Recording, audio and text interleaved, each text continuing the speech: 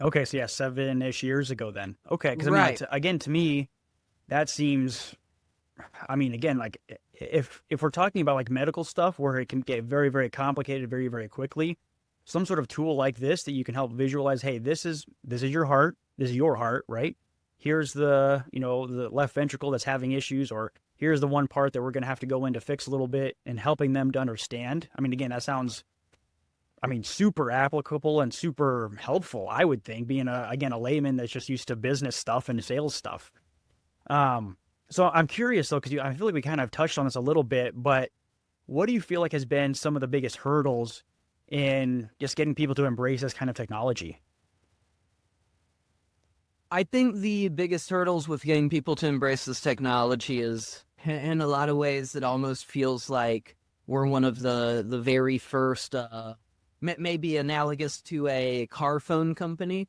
Like Okay. with the car phones, they truly were doing something new. It Yeah. was making phone technology more accessible in different ways, and the market adoption was somewhat there, but they always struggled. And a lot of those companies, if they are alive, they're obviously not doing that anymore. But a lot of them also were not able to pivot and survive. And I, not to get a little, not to get morbid or too morbid, but last year when I raised money with a pitch deck for investors, on the pitch deck, of course, whenever you're doing a raise, you Mhm. list your what makes you special, what Yeah. makes you profitable, why you're great. And part of that is what are the competitors and how do you stack up against them? Hmm. A company I respect is named ARHT Media Technologies. Okay. They were one of those companies that make the phone booth hologram displays. Mm. They went under in October, and I didn't find out until January. Oh wow. And it feels like having looked at the space, been a true fan for 8 years now, it feels like starting a hologram company is sort of like starting a restaurant in its first year, Mm. where maybe the food's delicious, maybe it's going to be gone in 2 weeks, and maybe both are true at the same time.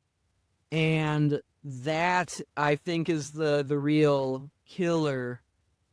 Hologram technology is different from software, from something like AI, in the sense that we have to put big investment. Took me months to design and build this first productized model. Yeah.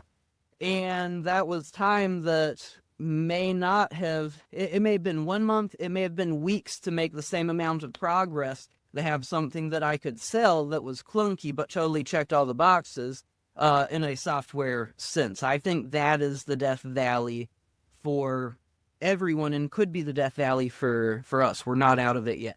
Okay. So yeah, still driving forward though. It sounds like. Yes, yes. Love it, man. So kind of paint me a picture then. So what's, looking ahead to the rest of, 2025, which is still, as more or less just started.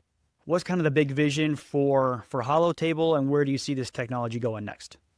So for 2025, Hmm. priority one,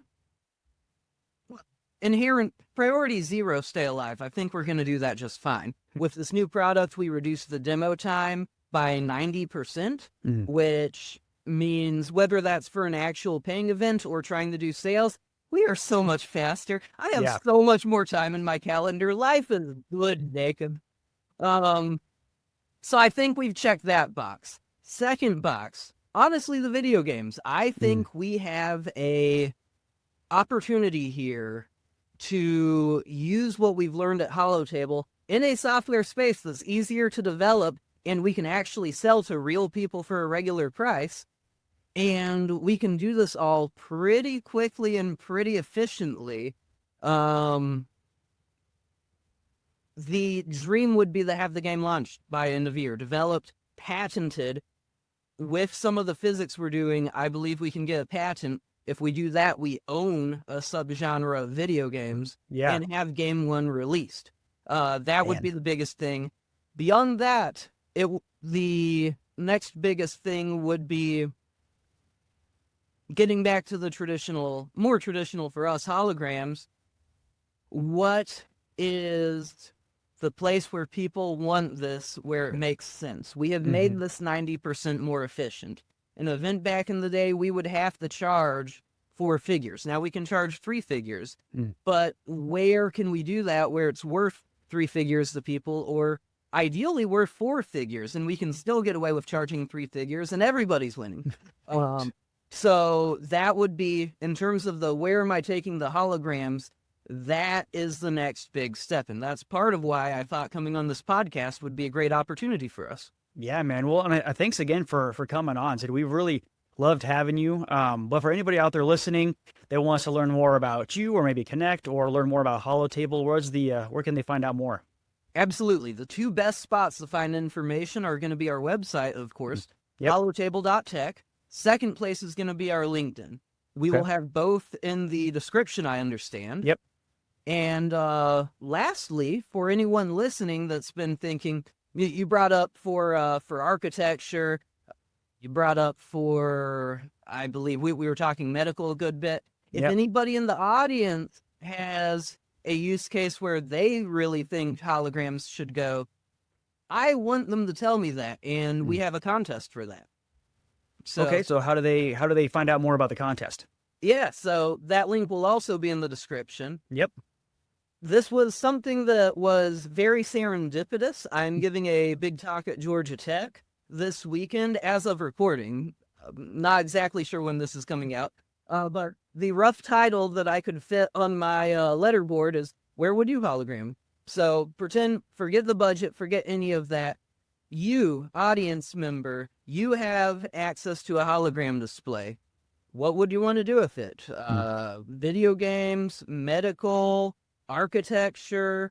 What would be the big next thing you do? And I'm going to look at all of those responses. It's going to be like a 1-minute Google form to throw in your idea and contact info. And best idea, well, where would you hologram? We'll go and do that for you together and do a free event for the best idea. I love it, man. Well, I'll make sure to include all those links in the description, of course. And anybody listening, make sure to go and fill that out, because, I mean, holograms really kind of seems like the next big wave of technology. So if you've got an idea, I mean, throw it out there to Alex, and he'd love to hear from you. And if you haven't already, make sure to hit like and subscribe, and we will see you guys next time.